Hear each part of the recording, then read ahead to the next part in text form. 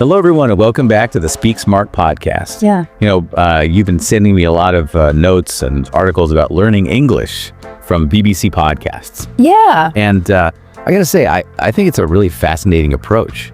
I was looking over all the stuff you sent, and one thing that really stood out to me was this idea of conversational English. Right. So is that like the secret sauce you're trying to add to your English fluency?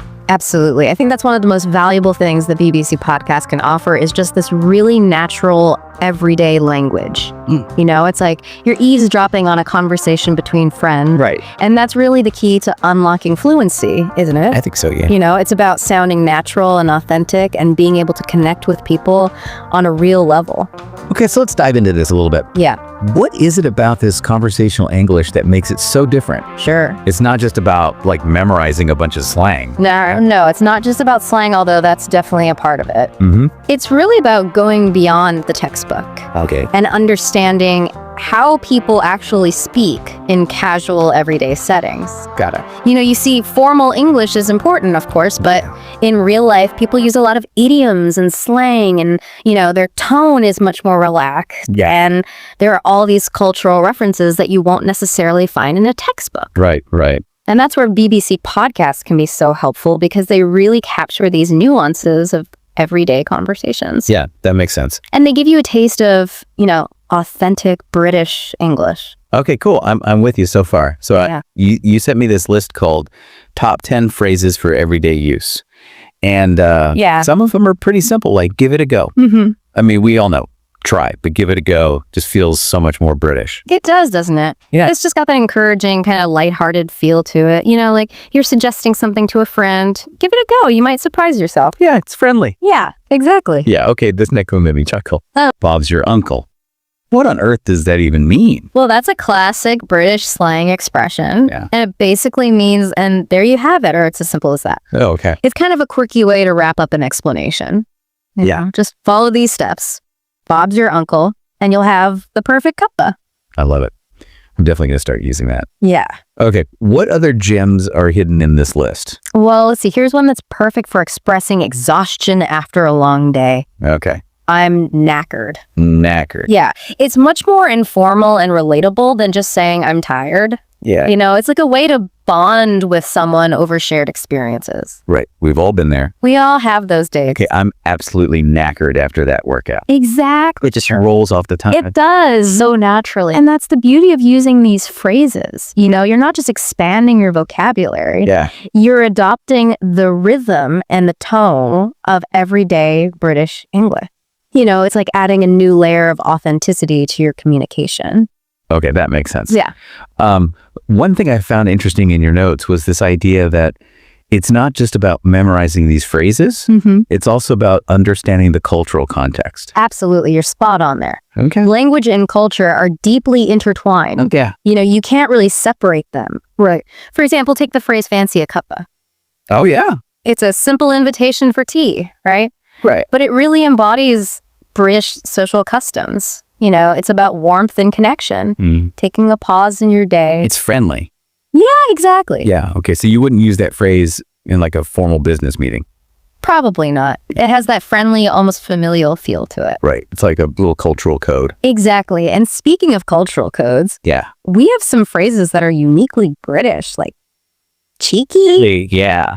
It means something mischievous or impudent, but in an endearing way. So like, that's a cheeky slice of cake you've got there. Precisely. It adds a playful, almost conspiratorial tone. I like it. Okay. These are great. I'm starting to see how these phrases can really add some color and depth to my English. So what else do we have? Well, let's see. Gutted is a powerful one. Gutted. Yeah, it means to be extremely disappointed or devastated. Okay. It conveys a much deeper sense of emotion than just saying sad. So I was absolutely gutted when my favorite band canceled their concert. Exactly. You can feel the weight of the disappointment, right? Yeah. It's about using language to paint a vivid picture of your emotions. Okay. And that brings us to the unique value of BBC podcasts for learning this kind of conversational English. Okay. They offer a treasure trove of these authentic phrases spoken in natural context. Well, it's like having a backstage pass to British culture. Exactly. You're not just learning words, you're learning how they're used in real life by real people. Right.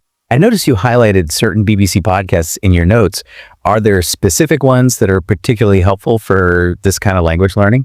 Oh, absolutely. Some podcasts are like gold mines for conversational English. Like what? Well, for example, comedy panel shows like Would I Lie to You?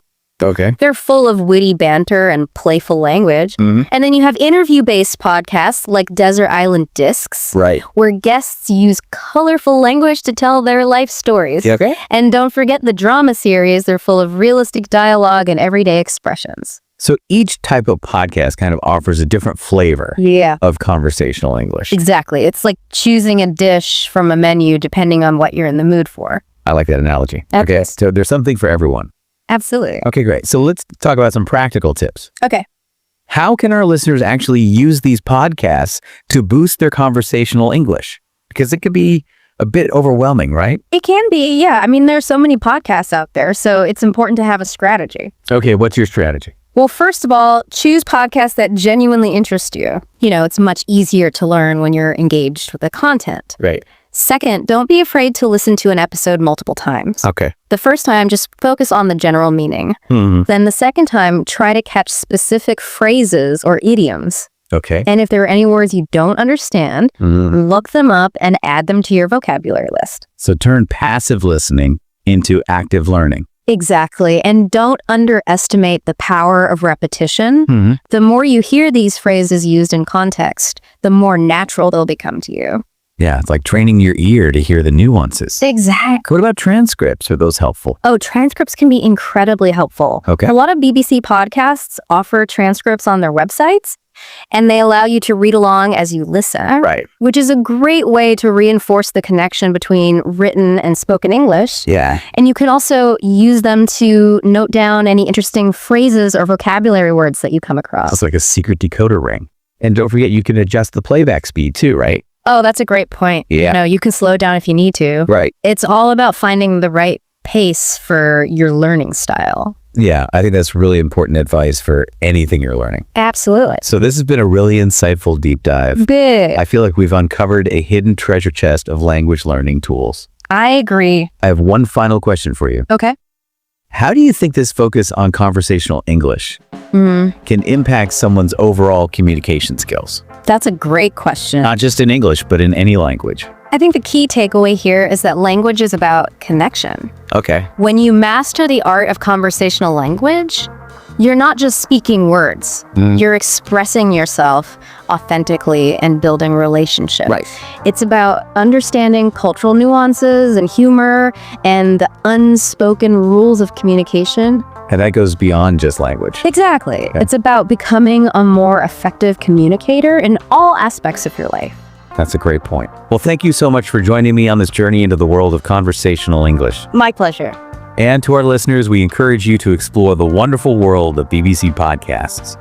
You might just be surprised by how much you learn, not just about the English language, but about yourself and the world around you. And remember, the most important thing is to have fun and enjoy the process. Thank you for listening to the Speak Smart podcast. And don't forget to subscribe to my channel and hit the like button. We'll see you next time.